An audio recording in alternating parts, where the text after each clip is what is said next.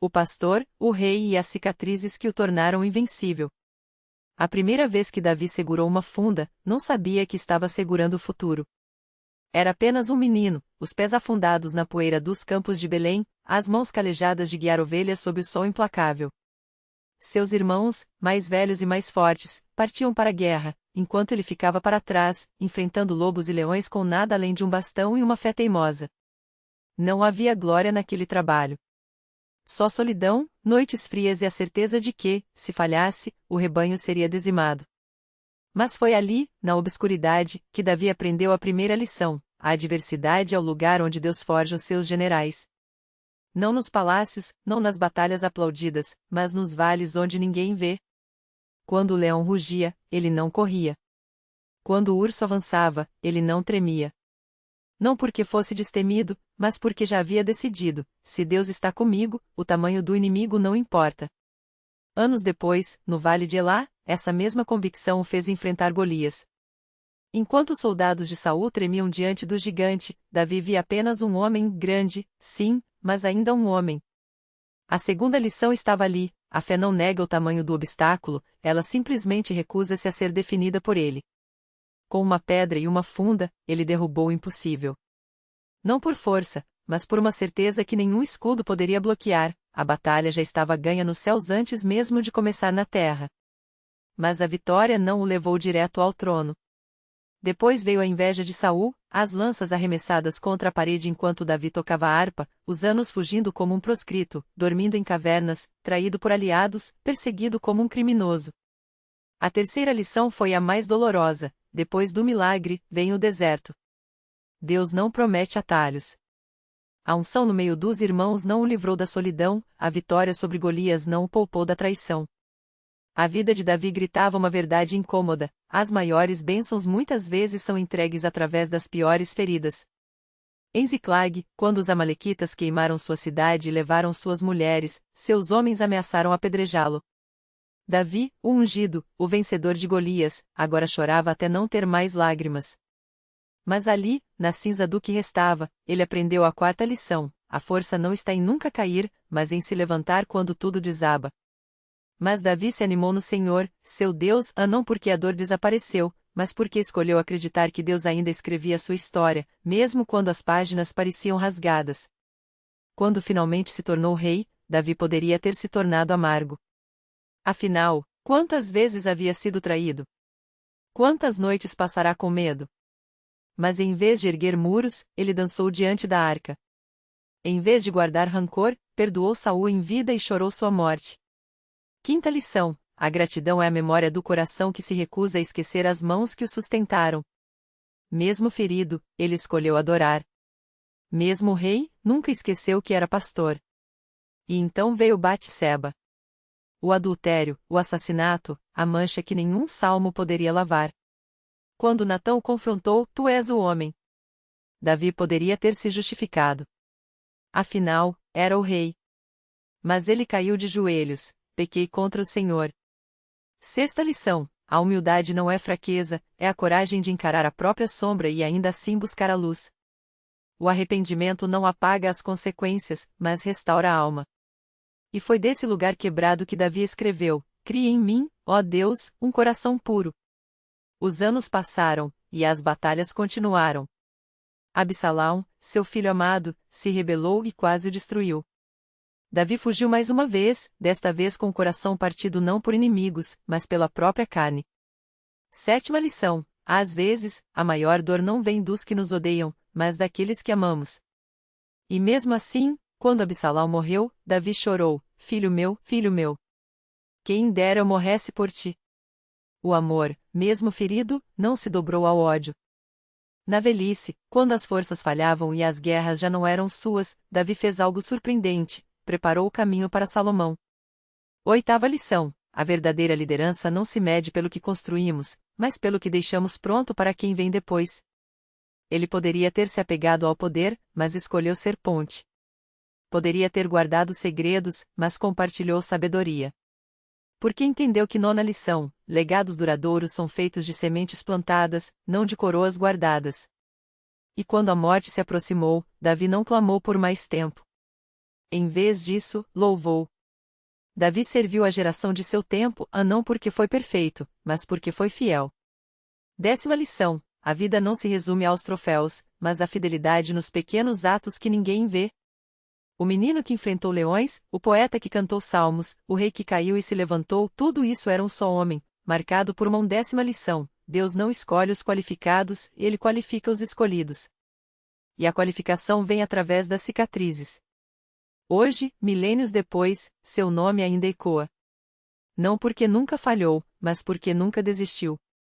12ª lição, a mais silenciosa e a mais poderosa: a vitória final não pertence aos que nunca caíram, mas aos que, mesmo caídos, se levantaram com Deus. Davi foi pastor, guerreiro, poeta, traidor, rei e penitente. Mas acima de tudo, foi um homem que, nas sombras e nas luzes, aprendeu a dançar com Deus, mesmo quando a música era de lamento. E é isso que a diversidade faz: não nos define, mas revela o que realmente somos. E se há algo que a vida de Davi grita através dos séculos é isto: as batalhas não existem para te destruir, mas para te revelar. O vento uivava entre as colinas de Belém, arrastando consigo o cheiro de lã molhada e terra revolvida. O jovem pastor, agora um homem de cabelos prateados pelas tempestades, fechava os olhos e sentia o peso da coroa que nunca havia desejado. Não era o ouro que o oprimia, mas a memória das mãos que o haviam ungido em segredo, enquanto seus irmãos nem sequer o consideravam digno de ser chamado ao sacrifício. Samuel, o velho profeta, havia derramado óleo sobre sua cabeça com lágrimas nos olhos, como se já visse o fogo que aquele menino teria de atravessar. Davi não sabia, então, que a unção era também uma sentença. Os anos o ensinaram que ser escolhido não era um privilégio, mas um chamado para carregar o peso daquilo que os outros não podiam ver. Quando Golias caiu, o povo cantou sua vitória, mas ninguém viu as noites em que ele acordava suando, ouvindo o eco do grito do gigante ao desabar. Quando Jerusalém se tornou sua, as trombetas soaram, mas as pedras da cidade guardavam o som dos passos de Urias, o hitita, caminhando para a morte que Davi havia escrito com sua própria mão. E quando Absalão, seu filho, pendurado pelos cabelos no carvalho, ainda viveu tempo suficiente para cravar nele um olhar de traição e dor, Davi entendeu que até o perdão de Deus tinha um gosto amargo, como mel misturado com cinzas. Ele aprendeu a chorar em silêncio. Não havia glória nas cicatrizes que marcavam sua alma. A primeira veio quando Saul, louco de ciúme, arremessou a lança contra ele durante o banquete, e Davi, ainda com o pão na mão, entendeu que a lealdade não protegia ninguém. A segunda foi a noite em que Mical, sua esposa, o chamou de tolo por dançar diante da arca, e ele viu nos olhos dela o mesmo desprezo que antes via nos de seus irmãos. A terceira foi o dia em que Natã, o profeta, apontou o dedo para seu peito e sussurrou: Tu és o homem. Nesse momento, Davi soube que até os reis podiam ser desnudados por uma verdade. Mas foi nas cavernas de Engedi, escondido como um animal, com os homens de Saul pisando sobre suas pegadas, que ele realmente entendeu. Não era a espada que o tornaria rei.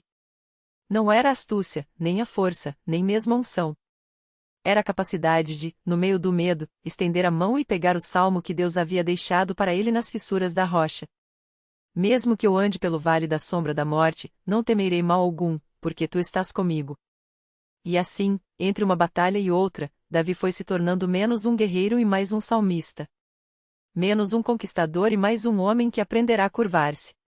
Porque a verdadeira coroa não era a que brilhava sobre sua testa, mas a que Deus tecia com seus próprios dedos, usando os fios rasgados de suas derrotas. Quando, anos depois, ele subiu os degraus do templo que nunca poderia construir, suas mãos manchadas de sangue demais para erguer um santuário, Davi não ofereceu a Deus pedras ou ouro. Ofereceu-lhe o que restava: um coração partido, uma harpa desafinada e a certeza de que, mesmo nas trevas, a dança não havia terminado. Porque Deus não queria seus triunfos. Ele queria suas cicatrizes. E foi assim que, no fim, Davi descobriu a última lição: a maior vitória não é vencer todas as batalhas, mas permitir que Deus as use para esculpir em você algo que só o deserto e as lágrimas podem revelar. Algo que nem a morte pode apagar. Um nome escrito não nos anais dos reis, mas no coração de Deus. A noite caía sobre Jerusalém como um manto pesado, e o vento arrastava consigo o cheiro de incenso queimado e terra úmida. Davi, agora um velho de olhos opacos como pedras gastas pelo rio, sentou-se nos degraus do tabernáculo, onde a arca repousava.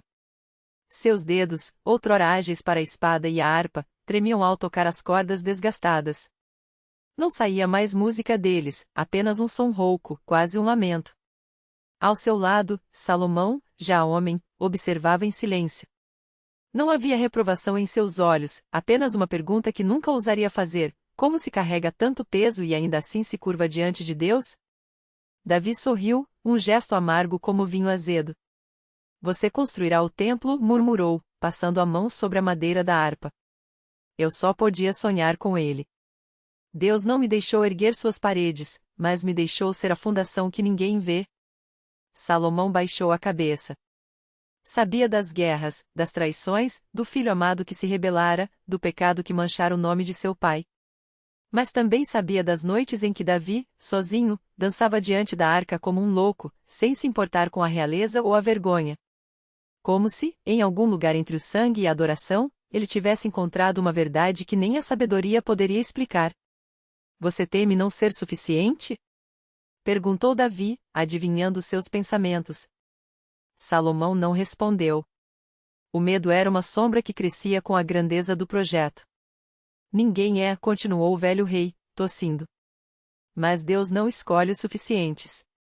Escolhe os quebrados. Olhe para mim. E Salomão olhou. Viu as rugas, as mãos marcadas, o corpo curvado pelo tempo e pelas batalhas. Mas também viu algo mais, uma luz que não vinha de coroas ou exércitos, mas de algo que ardia por trás dos olhos cansados. Como se, em cada cicatriz, Deus tivesse deixado uma assinatura. O templo será lindo, disse Davi, fechando os olhos. Mas não é para ele. É para vocês. Para que lembrem que, mesmo quando tudo desaba, há um lugar onde Deus ainda quer morar. Uma brisa passou, e por um instante, Salomão jurou ouvir o eco de uma harpa, uma melodia que não era dessa terra. Quando abriu os olhos novamente, Davi já não estava mais ali. Só restava a harpa, deitada no chão, e o silêncio que segue os grandes homens quando finalmente descansam. No dia seguinte, as obras começaram. E em cada pedra assentada, em cada coluna erguida, havia algo que nem o ouro nem o cedro do Líbano poderiam comprar: a memória de um homem que aprendeu, no deserto de suas próprias falhas, que Deus não habita em templos feitos por mãos puras, mas em corações que ousaram dançar nas cinzas.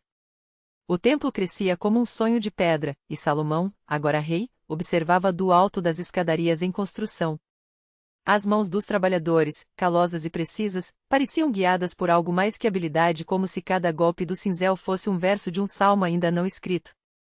À noite, quando as tochas tremeluziam sobre os andaimes, ele ouvia os murmúrios dos operários. Falavam de Davi, do pastor que se tornará gigante, do homem que dançara diante da arca até que as vestes se desfizessem em farrapos, e a glória fosse só dele. Mas havia algo que nem as pedras nem as histórias contavam. Uma sombra que Salomão carregava desde a noite em que o pai desaparecera. Não era luto, não exatamente. Era uma pergunta sem palavras, um vazio no peito que nem a sabedoria nem o incenso conseguiram preencher. Até que, numa tarde em que o sol queimava o bronze das portas, um velho carpinteiro de Judá, aquele mesmo que havia esculpido os querubins para o Santo dos Santos, aproximou-se com um pedaço de madeira nas mãos. Isto era da harpa do rei Davi, disse, passando os dedos sobre as cordas partidas. Encontrei entre as ferramentas, como se tivesse sido esquecida. Salomão tomou o instrumento. As cordas, antes tensas como os nervos de um guerreiro, agora pendiam frouxas, sem som. Mas quando as tocou, mesmo assim, um lamento baixo ressoou, como o vento entre as fendas das rochas. E então ele soube. Não era o templo que faltava. Não eram os sacrifícios, nem os cânticos, nem o ouro que revestia as paredes. Era a dança. A loucura santa de um homem que, diante do impossível, escolhera acreditar que Deus preferia o tropeço dos pés descalços à perfeição dos rituais. Naquela noite, Salomão desceu até o vale abaixo da cidade, onde as oliveiras se curvavam sob o peso da lua. Tirou as sandálias, rasgou a borda do manto real e começou a girar. Primeiro devagar, como quem teme cair, depois, com um abandono que não era seu, mas que lhe foi dado como herança.